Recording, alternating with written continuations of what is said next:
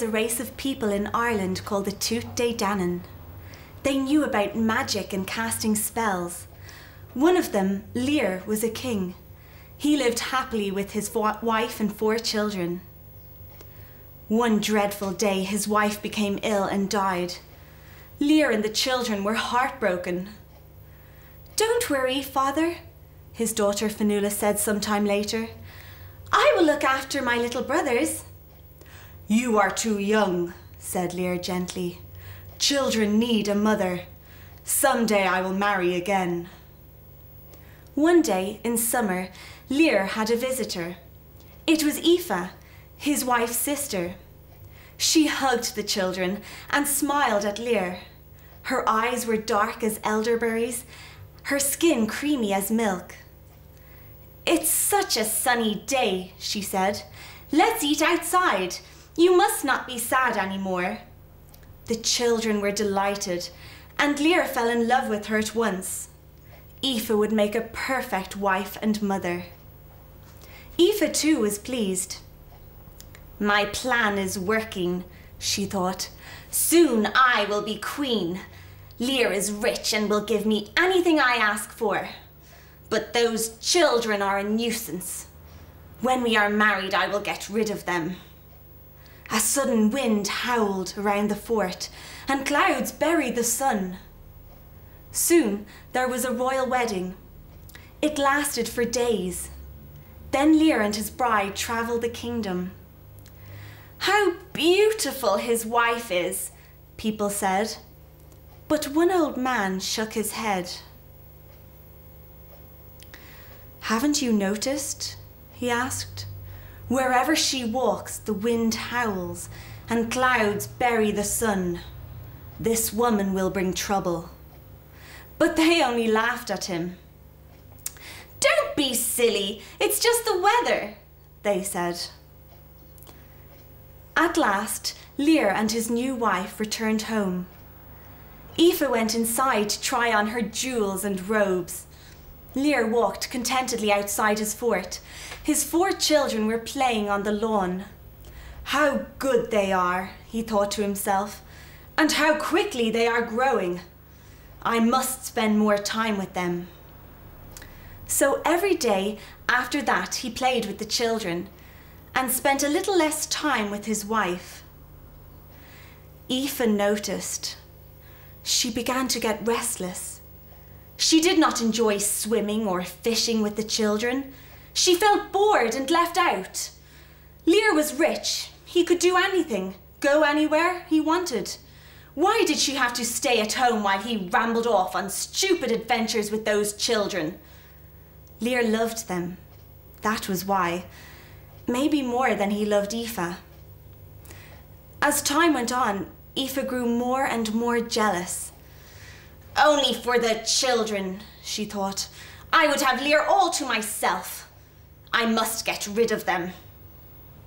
One day, she spoke sweetly to her husband. "My dear," she said, "the children are growing up now and don't need us. It will be good for them to go away from home. We can have such wonderful times together, just the 2 of us." "No, Aoife," Lir replied. "Those children are part of me. I would die without them." Time after time she tried to persuade him, but it was useless. Aoife became desperate.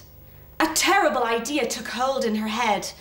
It choked her heart and smothered her brain until one day she thought of a dreadful plan. It was summer. All was still in the drowsy heat. Lir dozed in a shady corner as Aoife called to him. "I am taking the children to the swim in the lake. It is so warm." Lir was pleased. He had begun to think lately that Aoife was not completely happy. She hadn't played with the children for such a long time. Lazily waving goodbye, he settled down for a snooze. The children enjoyed the chariot ride. Soon they were tumbling down the hill and into the lake, laughing and splashing. They chased each other in the cool, fresh water. Heat shimmered in the bushes across the lake. Everything was still. It was too hot even for the birds.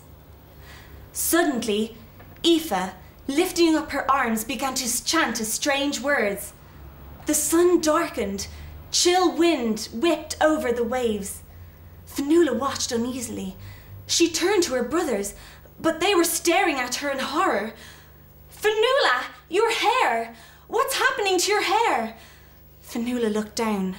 Her long dark hair no longer swirled around her in the water. Even as she looked, white feathers grew over her shoulders, covering her skin, and in place of her 2 arms were 2 wings. Too frightened to scream, Fionnuala looked back at her brothers. She was just in time to see their rosy cheeks disappear as they too were covered in smooth white feathers. Fionnuala and her brothers had been changed into swans. There was a mighty clap of thunder. Spears of rain lashed around her, but Aoife didn't care. Her spell had succeeded. Now she had nothing to fear. Then one of the swans began to speak, for Aoife's magic had failed to destroy their voices. "What have you done to us?" cried Fionnuala. "Why have you done this terrible deed?" Aoife laughed.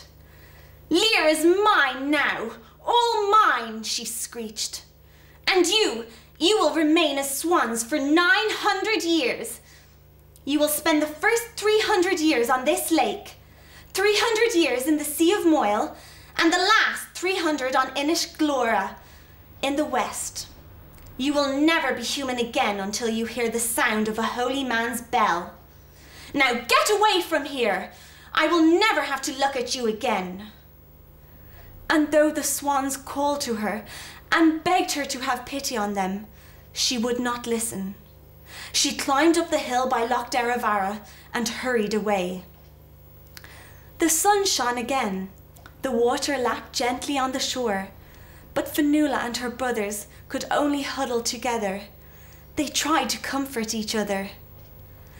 "Our father will save us," Fionnuala said. "You know how much he loves us. He has the power of the Tút De Danann. Don't cry, little brothers. We will soon be home again."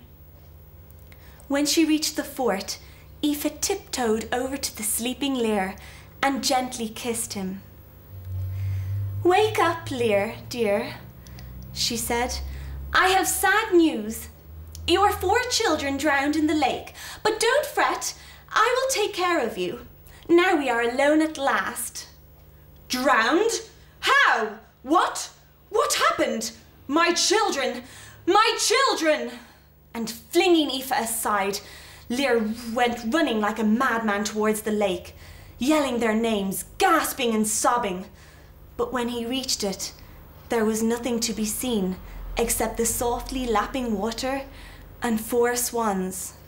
Lir threw himself to the ground, rocking back and forth in sorrow and despair. Then a voice spoke to him. "Father, don't grieve. We are not dead. Aoife has changed us into swans. It is Fionnuala who speaks."